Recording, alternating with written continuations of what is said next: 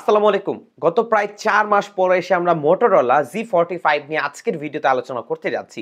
কারণ এই স্মার্টফোনটা আমি বেশ কিছুদিন ব্যবহার করেছি এবং ব্যবহার করার পরে আমার ইউজার এক্সপেরিয়েন্স আজকের ভিডিওতে শেয়ার করব। বাট তার থেকেও বড় বিষয় হচ্ছে স্মার্টফোনটা এই মুহূর্তে ২০-২২ হাজার টাকা থেকে কমে ১৮,০০০ টাকার আশেপাশে পাওয়া যাচ্ছে। আর এই স্মার্টফোনটা যদি একটা বেস্ট প্রাইসে কিনতে চান তাহলে অবশ্যই যোগাযোগ রাখতে পারেন রাকিব ইলেকট্রনিক্স এর সাথে। ভিডিও ডেসক্রিপশন বক্সে তাদের ফেসবুক পেজ সহ যাবতীয় সকল তথ্য দেওয়া থাকবে। অবশ্যই একটু চেক করে দেখে নেবেন। সো ভিউয়ার্স, আপনারা দেখছেন Motorola Z45 এর একটা ফুল রিভিউ। আমি আছি আপনাদের সাথে জাকারিয়া হাসান পার্থ। আপনারা দেখছেন জেকে টেক বিডি। ডিজাইনের দিক থেকে এই স্মার্টফোনটা কিন্তু বেশ সিম্পল এবং মিনিমাল বলতে পারি। এছাড়া স্মার্টফোনটার ব্যাক প্যানেলে কিন্তু লেদার ব্যবহার করা হয়েছে। এছাড়া স্মার্টফোনটার সাইড ফ্রেমটাও কিন্তু প্লাস্টিক। আর Motorola লোগো তো দেখতেই পাচ্ছেন। ক্যামেরা সাইডটা হালকা একটু উঁচু করা হয়েছে। এছাড়া স্মার্টফোনটার পোর্ট্রেট বাটনের ক্ষেত্রে প্রায় সবকিছু এখানে অ্যাভেলেবেল রয়েছে। সাইড মাউন্টেন ফিঙ্গারপ্রিন্ট সেন্সর পাচ্ছি, যা কিন্তু মোটামুটি ফাস্ট এবং অ্যাকুরেটলি স্মার্টফোনটাকে আনলক করতে পারছিল।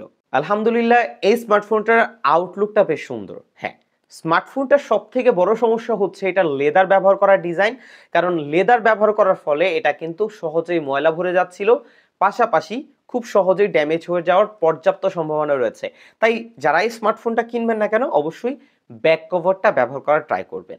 আর এই স্মার্টফোনটার মধ্যে আমরা IP52 রেটিং পাচ্ছি, যা এই দামে অন্তত 54 অথবা 64 হলে কিন্তু বেটার হতো। ডিসপ্লে দিক থেকে স্মার্টফোনটার মধ্যে 6.5 ইঞ্চির একটি IPS HD+ resolution display offer করা হয়েছে, যার রেজুলেশন 720x1600 পিক্সেল। ডিসপ্লেতে প্রোটেকশনে কর্নিং গরিলা গ্লাস 3 রয়েছে। পাশাপাশি 120 হার্টজ হাই রিফ্রেশ রেট পাচ্ছি, যা ইউএফএ টেস্টে কিন্তু বেশ ভালোভাবেই পুশ করতে পারছিল। এছাড়া এই ডিসপ্লেতে আমরা অলওয়েজ অন ডিসপ্লের ফিচারটাও পাচ্ছি। পাশাপাশি চিন এবং বেজেলিয়ারা যদি আরেকটু মিনিমাল করা হতো, দেখতে আরো বেশি ভালো লাগতো।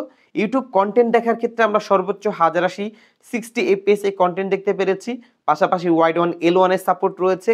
তবে ওটিটি প্ল্যাটফর্মগুলোতে আপনি সর্বোচ্চ ফুল এইচডি প্লাসের কন্টেন্টগুলোই দেখতে পারবেন। আর ডলবি অ্যাটমস সাপোর্ট থাকায় ডুয়াল স্টিরিও স্পিকার রয়েছে, সব মিলিয়ে বেশ লাউড একটা সাউন্ড প্রডিউস করছিল। পাশাপাশি তেমন একটা ডিস্টরশন কিন্তু সাউন্ড থেকে পাইনি। আলহামদুলিল্লাহ, ডিসপ্লেতে অনেক অনেক ফিচার থাকলেও মূল সমস্যাটা হচ্ছে এটা রেজুলেশনে। কারণ এখানে আমরা একটা এইচডি প্লাস ডিসপ্লে পাচ্ছি। এখন দাম বিবেচনায় অন্তত ফুল এইচডি প্লাস থাকলে বেটার হতো। আর এটার মধ্যেও বড় একটা সমস্যা হচ্ছে এটার ব্রাইটনেস। কারণ ইনডোরে এটা মোটামুটি ব্যবহার করা যাচ্ছিল, শ্যাডো এরিয়াতেও মোটামুটি ঠিকঠাক চলনসই বলতে পারি। তবে ডিরেক্ট সানলাইটে কিন্তু ব্যবহার করতে গিয়ে একটু স্ট্রাগল ফেস করছিলাম। বিশেষ করে আমরা যখন আউটডোরে ক্যামেরা ওপেন করছিলাম বা ছবি তুলছিলাম, সেই অবস্থায় একটু লো ব্রাইটনেস জনিত ইস্যু এই স্মার্টফোনটার মধ্যে রয়েছে। ব্যাটারি হিসেবে এই স্মার্টফোনটাতে ব্যবহার করা হয়েছে 5000 mAh ব্যাটারি। আর এই স্মার্টফোনটা সাপোর্ট করে হচ্ছে 18 ওয়াট পর্যন্ত। তবে বক্সে আমরা পাচ্ছি 20 ওয়াটের একটি চার্জিং অ্যাডাপ্টার। এছাড়াও বক্সে আমরা type A to type C charging cable পাচ্ছি, একটি ব্যাক কভার পাবো, একটি সিম ইজেক্টর পিন পেয়ে যাচ্ছি। আর এগুলোই ছিল এই স্মার্টফোনটার বক্স কন্টেন্ট। এখন এই স্মার্টফোনটার চার্জিং ব্যাকআপ নিয়েও আমি মোটামুটি সন্তুষ্ট ছিলাম। কারণ এটা 5000 mAh ব্যাটারি অনুযায়ী 1.5 দিনের মতো একটা ব্যাটারি ব্যাকআপ দিতে পারবে যারা নর্মাল ইউজার আছেন। আর এই স্মার্টফোনটা দিয়ে যদি গেম খেলেন, 5 ঘন্টার কাছাকাছি স্ক্রিন অন টাইম পাবেন। তবে আপনি কি গেম খেলছেন সেটার উপরও ডিপেন্ড করে। আর নর্মালি স্মার্টফোনটা ব্যবহার করলে হালকা পাতলা গেম টেম খেলে 7 ঘন্টা থেকে 8 ঘন্টার মতো একটা স্ক্রিন অন টাইম এই স্মার্টফোনটা থেকে পেয়ে যাবেন, যা 5000 mAh ব্যাটারি অনুযায়ী যথেষ্ট সন্তুষ্টজনক একটা রেজাল্ট দিতে পারছিল। এই স্মার্টফোনটা দুইটি ভেরিয়েন্টে পাওয়া যাচ্ছে, 8GB RAM 128GB ROM এবং 4GB RAM 128GB ROM। আমাদের কাছে এটার 8GB RAM ভেরিয়েন্ট রয়েছে, যা RAM type LPDDR4X, 128GB ROM পাচ্ছি, যা UFS টাইপের স্টোরেজ টাইপ। স্মার্টফোনটার প্রসেসরে ব্যবহার করা হয়েছে স্ন্যাপড্রাগনের 6S Gen 3 প্রসেসর এবং স্মার্টফোনটা Android 14 রান করছে, সাথে রয়েছে মোটর নিজস্ব UI। এই স্মার্টফোনটা বৈষম্যের কিছুটা শিকার হয়েছে, কারণ স্মার্টফোনটার মধ্যে আমরা 1 বছরের ওএস আপডেট পাচ্ছি আর 3 বছর পর্যন্ত সিকিউরিটি প্যাচ আপডেট পাচ্ছি। অন্তত 3 বছরের ওএস আপডেট থাকলে বেটার হতো। স্মার্টফোনটা 8GB র্যাম হওয়ার ফলে আর 10টা অ্যাপ কিন্তু খুব ইজিলি স্মার্টফোনটার মধ্যে ব্যবহার করতে পারছিলাম। র্যাম ম্যানেজমেন্ট নিয়ে কোনো ইস্যু পাইনি। অ্যাপগুলো যখন সুইচিং করছিলাম, অ্যাপ ওপেনিং করছিলাম, বেশ ফাস্ট ওপেন হচ্ছিল। অ্যাপ সুইচিং এর ক্ষেত্রেও কোনো প্রকার ল্যাগ বা হিকাপের দেখা পাইনি। তার মূল কারণ হচ্ছে এটার ওএস। কারণ এখানে কিন্তু স্টক অ্যালাইট ফিল দেওয়ার জন্য মোটর ইউআইটা কিন্তু বেস্ট একটা কাজ করে থাকে। তেমন একটা এক্সট্রা ব্লোটওয়্যার বা প্রিইনস্টল অ্যাপ কিন্তু স্মার্টফোনটার ইউআইতে দেখতে পাবো না এবং এটা বেশ ভালো একটা বিষয়। এছাড়া স্মার্টফোনটার মধ্যে আমরা বেশ কিছু টেস্ট করেছি। অন্তত বেঞ্চমার্ক স্কোর এসেছে 3,45,000 প্লাস, স্টোরেজ টেস্টে 32,000 প্লাস স্কোর এসেছে। সিপিইউ থ্রটলিং টেস্টের ক্ষেত্রে 91% পর্যন্ত ম্যাক্স পুশ করতে পারছিল, আর গিগবেঞ্চে সিঙ্গেল করেছিল 923 আর মাল্টি করেছিল 2105। এখন গেমিং এর ক্ষেত্রে এই স্মার্টফোনটার মধ্যে 2D 3D বিভিন্ন অফলাইন গেমগুলো কিন্তু খুব ইজিলি স্মুথলি খেলতে পারবেন, কোনো প্রবলেম নাই।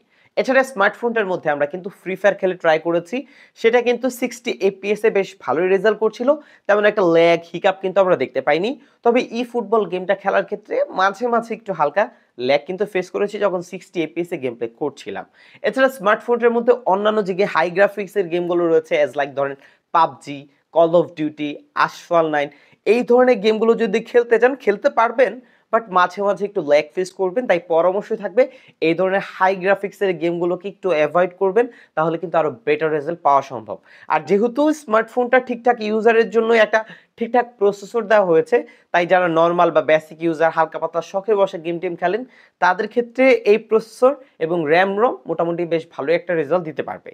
ক্যামেরার দিক থেকে স্মার্টফোনের মধ্যে 50 মেগাপিক্সেল একটি সেন্সর রয়েছে, যার aperture f1.8 with EIS, 2 megapixel একটি ম্যাক্রো সেন্সর রয়েছে, আর ফ্রন্ট সেলফি ক্যামেরা 16 মেগাপিক্সেল যার অ্যাপারচার f2.4। যেহেতু স্মার্টফোনটা এই মুহূর্তে 18,000 টাকার আশেপাশে পাওয়া যাচ্ছে, সো এই স্মার্টফোনটাতে অন্তত একটা আলট্রা ওয়াইড লেন্স থাকা দরকার ছিল, যা এই স্মার্টফোনটাতে আমরা পাচ্ছি না। তবে স্মার্টফোনটার মধ্যে কিন্তু ক্যামেরা টু এপিআই আনলক করা আছে, তা আপনি চাইলে কিন্তু জিক্যাম অথবা এলএমসির মতো অ্যাপগুলো বা থার্ড পার্টি ক্যামেরাগুলো কিন্তু স্মার্টফোনটার মধ্যে ব্যবহার করার সুযোগ পাচ্ছেন। ক্যামেরা আউটপুটের ক্ষেত্রে আউটডোরে পর্যাপ্ত ডিটেল আমরা পেয়েছি এবং আউটডোরের ছবিগুলো দেখতে কিন্তু বেশ স্যাচুরেটেড পাঞ্চি বলতে পারি। বিশেষ করে যারা সোশ্যাল মিডিয়াতে সরাসরি ছবি আপলোড করে থাকেন, তাদের কাছে ছবিগুলো দেখতে আবার বেশ ভালো লাগবে। এইচ ডিটেকশন আরেকটু বেটার হতে পারতো, তবে একদম খারাপ নয়। এইচডিআরটা মোটামুটি ভালোই ব্যালেন্স করতে পেরেছে দাম বিবেচনায়, তবে আরেকটু বেটার হতে পারতো। লো লাইটে আসলে একটু সফটনেস বেড়ে যায়, হালকা নয়েজ দেখতে পাবেন, তাই ভালো আলোতে ছবি তোলার পর্যাপ্ত ট্রাই করবেন।